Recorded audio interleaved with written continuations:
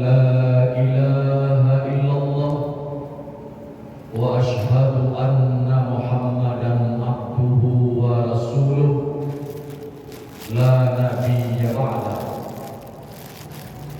اللهم صل على محمد وعلى آل محمد. قال الله تعالى في كتابه الكريم: أعوذ بالله من الشيطان الرجيم.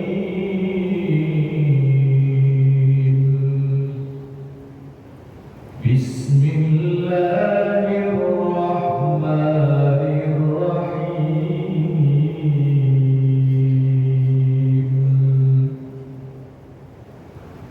وما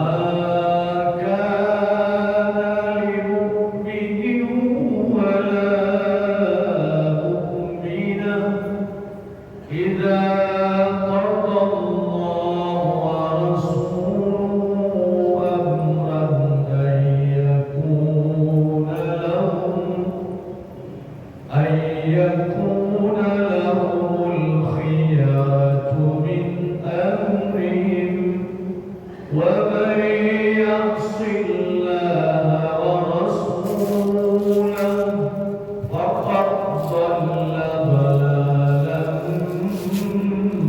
مبينا. صدق الله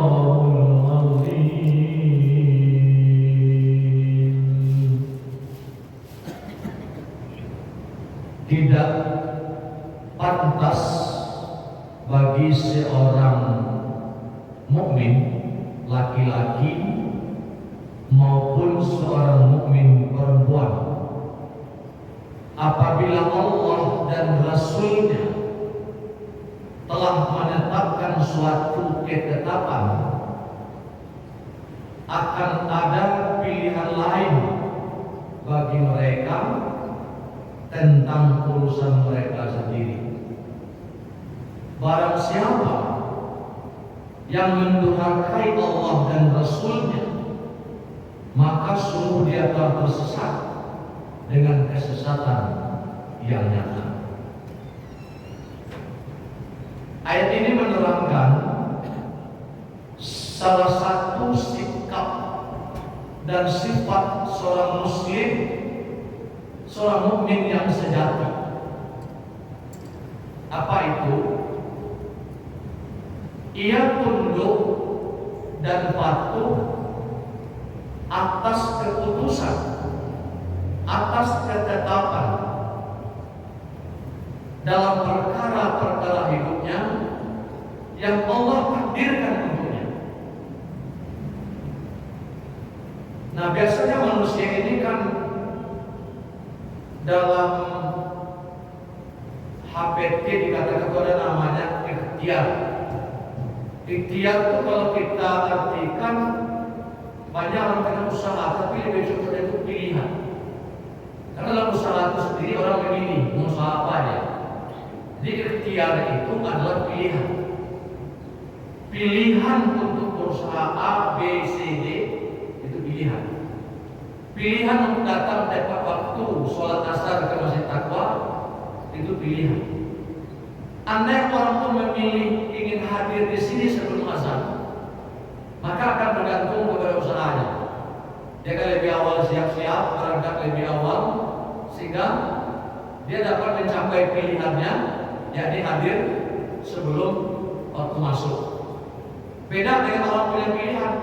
Ada orang pilih hadir itu yang penting kamar kalau berkumandang, ya sudah, ini kan baru azan, bentar lagi lah.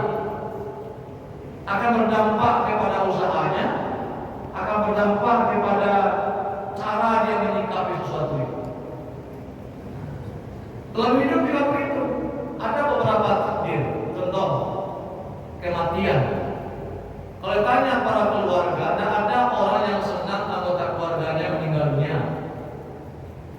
Pasti orang berduka semua. Kalau dapat mengajukan menunda kematian orang tuanya, menunda kematian usaha anaknya, mungkin dia akan ajukan itu.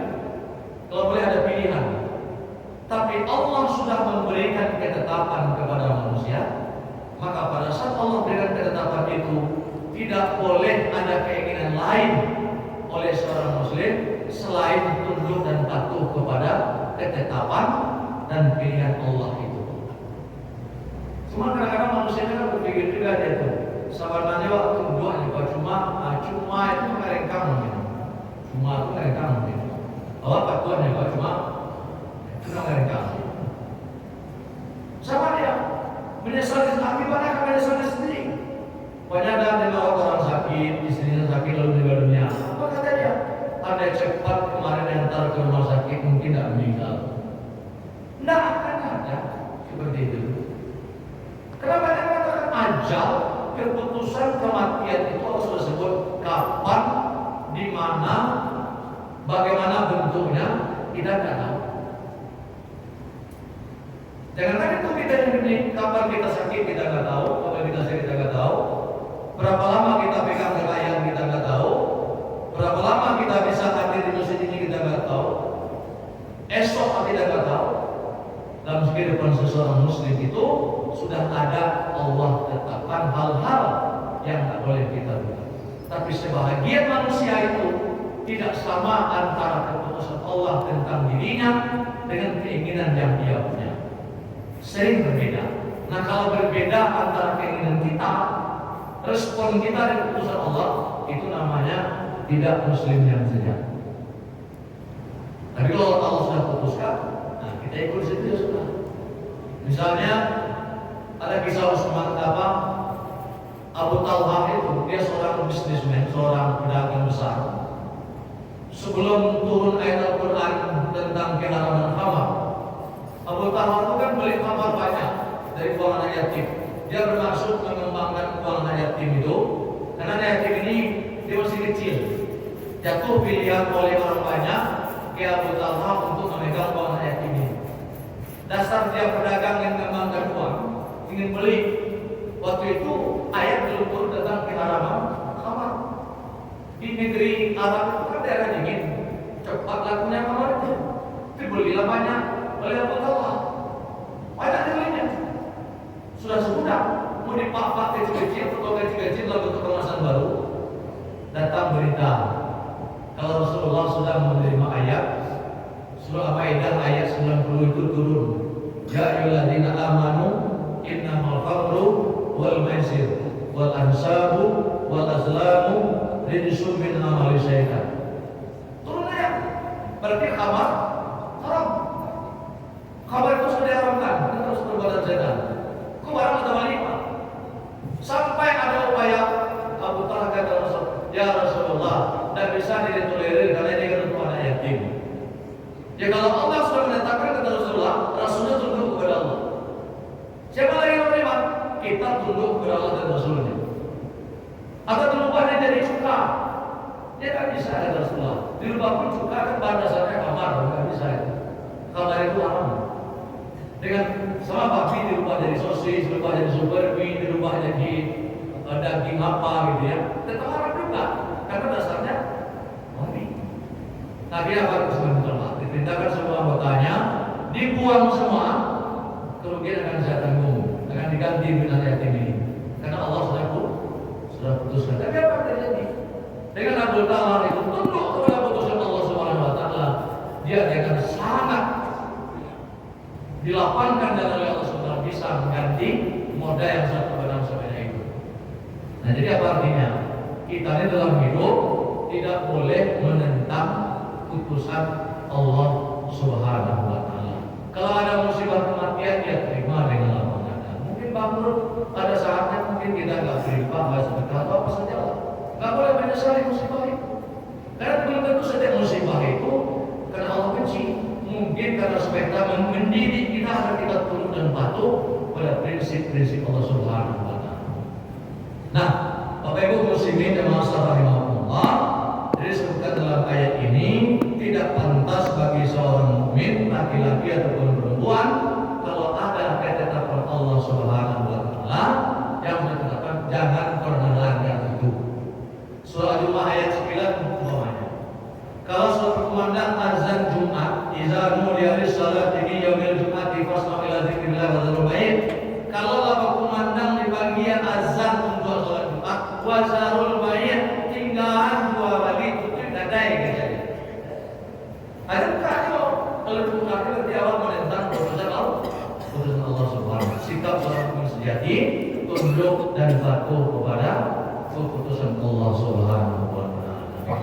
Kaum muslimin yang Allah, mudah-mudahan dalam berbagai sisi kehidupan kita bisa menerapkan, memandang bahwa apa yang Allah putuskan tentang hidup kita, tentang rezeki kita, tentang nasib kita, itu bukan kita harus pasrah tidak, tapi ada di balik itu kita tunduk kepada Allah, tapi kita berusaha di balik itu semua. Bukan Allah mengatakan inna ma'al usri yusra. Datang sulit di awal, Allah akan terus beri kesulitan, tapi akan ada kemudahan setelah kita mau. Kamu padang kusui, sampai kalian saya padang kusui, tujuannya selesai. Walaupun sahurnya balik enak, sabar, kemudian dia akan selesai. Mudah-mudahan dengan demikian kita punya sikap yang kokoh dalam kehidupan kita sehari ini. Salah satu sifat muslim dan mukmin sejati itu dia tunduk dan patuh, keinginannya, kemauannya dibawanya tunduk kepada keputusan Allah Subhanahu wa taala. Amin ya rabbal alamin. Wabillahi taufiq wal hidayah. Wassalamualaikum